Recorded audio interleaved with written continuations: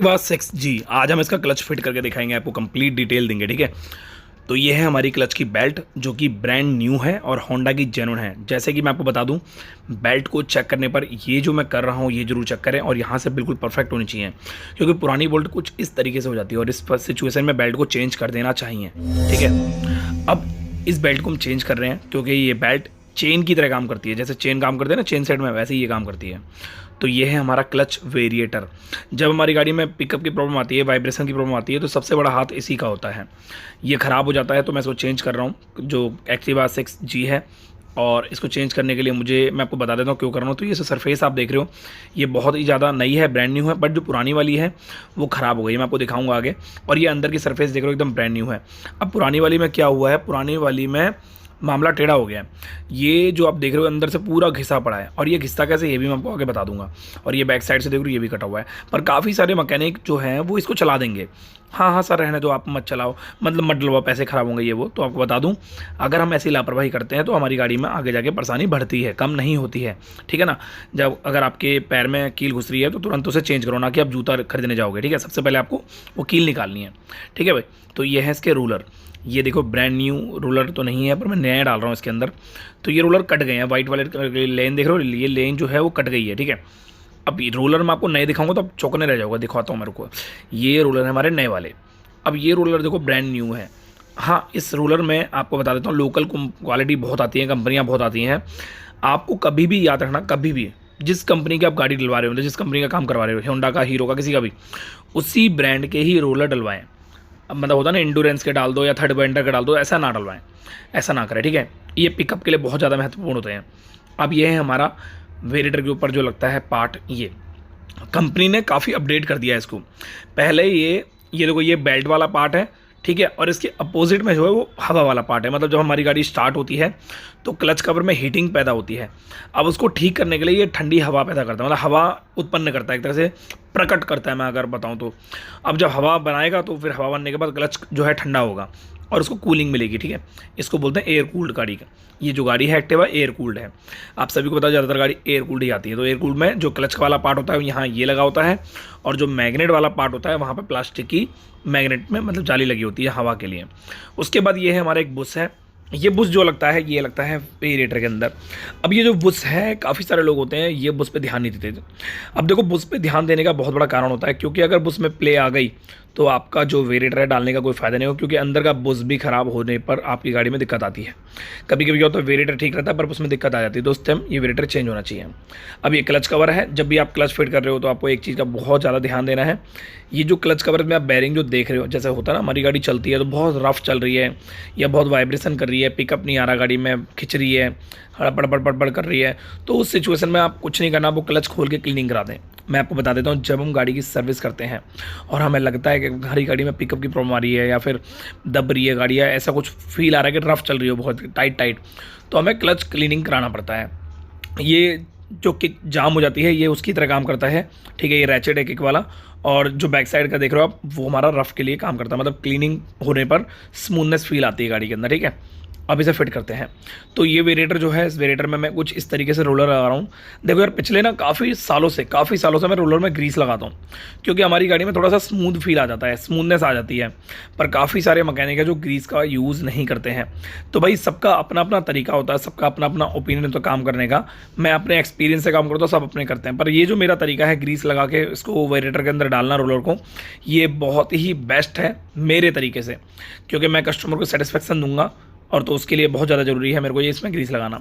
Greece लगाने से बहुत ही स्मूथ काम करता है और बिल्कुल भी वाइब्रेशन नहीं करता, आवाज़ नहीं आती, झंझनाहट पड़पड़ाहट नहीं आती है, और मक्खन की तरह गाड़ी काम करती है। तो कुछ इस तरीके से हमारे रोलर लगेंगे। ठीक है, एक चीज़ और, ग्रीस कौन सी यूज़ करें? ग्रीस आप कैस्ट्रॉल की यूज़ कर सकते हो, मोटल की यूज़ कर सकते हो, जो बेस्ट ग्रीस होते हैं वो यूज़ कर सकते हो आप, बहुत ही बढ़िया। एक होता है ना लोकल ग्रीस, वो यूज़ मत करना, क्योंकि वो क्या होगा, वो ग्रीस हार्ड हो जाएगी और मट्टी बन जाएगी, और मतलब बहुत ज़्यादा दिक्कत करेगी आपको, और रोलर जल्दी कट जाएंगे। तो कुछ इस तरीके से हमारे रोलर फिट हो गए हैं। अब इसकी प्लेट हम लगा देंगे, लोहे की प्लेट होती है।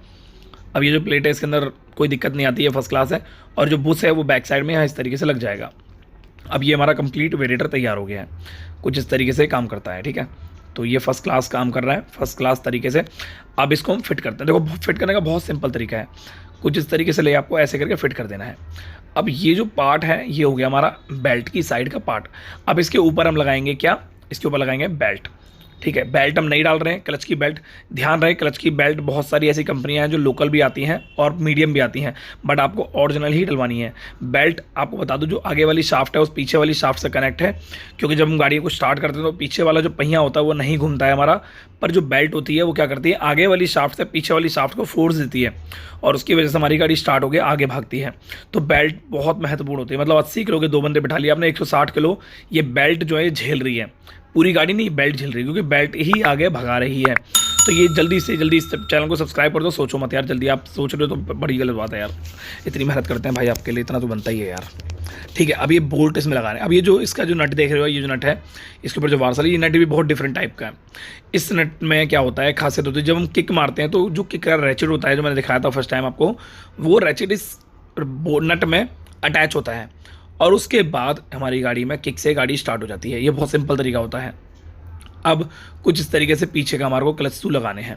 क्लच बिल्कुल ठीक है, इसमें क्या होता है क्लच काफ़ी सारे लोग रेगमाल मार देते हैं, तो रेगमाल इसमें मोटा नहीं लगाना। अगर आपको लगता है रेगमाल की नीड है तो आपको फाइन वाला ब्लैक कलर का रेगमाल लगाना जो 120 नंबर का आता है, और इसके अंदर का बैरिंग चेक कर लेना और थोड़ी ग्रीस लगा देनी है ताकि थोड़ा सा साफ सूफ हो जाए और थोड़ा क्लीनिंग करना आपको ध्यान देना है। ठीक है, कुछ इस तरीके से इसको खींच के पीछे की तरफ बेल्ट में फंसाना है इस तरीके से, और बेल्ट को थोड़ा सा अंदर करके आपको ये इजीली फिट कर देना। बहुत ही आसान है, आप खुद भी कर सकते हो अगर आपके पास टूल्स हैं तो। बाकी मैं कुछ टाइम बाद टूल्स मैन्युफैक्चरिंग का काम स्टार्ट करने वाला हूँ होलसेल पे। जितने भाई बंधु हैं बताना जरूर कमेंट करके, ठीक रहेगा गलत रहेगा। बाकी क्लच शू का कवर है ये, इसको अंदर से चेक करना, एकदम चिकना तो नहीं है, ज़्यादा चिकना होगा तो इसको भी रेगमाल मार कर रफ कर देना है थोड़ा सा, मतलब साइलेंट वाले रेगमाल से। बहुत ही ज़्यादा पतला रेगमाल जो पतले रेगमाल से ये फायदा होता है कि आपका जो पार्ट है वो ख़राब नहीं होता, डैमेज नहीं होता। ठीक है ना, ये कुछ इस तरीके से फटाफट फिट हो गया है। ये बहुत ही सिंपल तरीका मैंने आपको बताया है। अब हम क्या करेंगे, इसके नट को लगा के इसे टाइट कर देंगे। अब काफ़ी सारे लोग हैं जो बोलते हैं नट टाइट करने के लिए छेनी हथौड़े का यूज़ करते हैं, तो मैं बता दूं हर एक मोटरसाइकिल का, स्कूटी का नट बोल्ट का टूल आता है, आप उस टूल्स को खरीद सकते हो। मैं कुछ टाइम बाद टूल्स को सेल करने का काम स्टार्ट कर रहा हूँ अपने खुद के ब्रांड का। अगर आपको चाहिए टूल्स तो मेरे को नीचे कमेंट करके बताना, मैं जल्दी से जल्दी कोशिश कर रहा हूँ बस टूल्स का काम स्टार्ट करने का। ठीक है, तो टूल्स ही यूज़ करो यार। देखो बिना टूल्स के गाड़ी का काम कर रहे हो दुकान खोल के, तो एक तरह से आपकी खुद की इमेज ख़राब होगी, इमेज डाउन होगी। अगर आप एक मैकेनिक हो तो यार प्लीज़ आपसे रिक्वेस्ट है। हाँ, अगर आप एक राइडर हो, आपकी मोटरसाइकिल स्कूटी है, तो आप अगर देख रहे हो किसी मैकेनिक को छनिए थोड़ा मारते समय, भाई उसी टाइम रोक दो उसको और उससे बोलो भाई तू मत कर, पहले टूल्स रख उसके बाद दुकान पर काम कर, मैं इस गाड़ी को ले जा रहा हूँ। ठीक है भाई, तो इस तरीके से कुछ करना है आपको। देखो यार, आप बोलना स्टार्ट नहीं करो तो मैकेनिक क्या करेंगे, अपनी चलाएंगे फिर बाद में गाड़ी को और ख़राब करेंगे वो। तो ये हमारा जो क्लच कवर लगाने से पहले हमें क्या करना है, इसके अंदर जो हवा बनती है अब वो बाहर भी निकलेगी, प्रेशर जो होगा तो वो चेचिस में जाता है। अब ये वाला पार्ट जो है इसको हम ले लेंगे ऐसे करके और चेचिस में जाके घूमता है, ठीक है ना। इसके बारे में आपको फिर कभी वीडियो बताऊँगा बहुत ही ईजिली। तो ये कुछ इस तरीके से हमारा ये लग जाएगा। अब उसके बाद क्या होगा, ये हम प्रॉपर तरीके से इसको फिट कर देंगे। देखो यार, क्लच को फिट करने का तरीका बहुत सिंपल है। अगर आप चाहो तो इस तरीके को समझकर सॉल्व करवा सकते हो किसी मैकेनिक से। ये जो मैंने इसमें सामान डाला है इससे क्या क्या समस्या ठीक होगी गाड़ी में बता देता हूँ।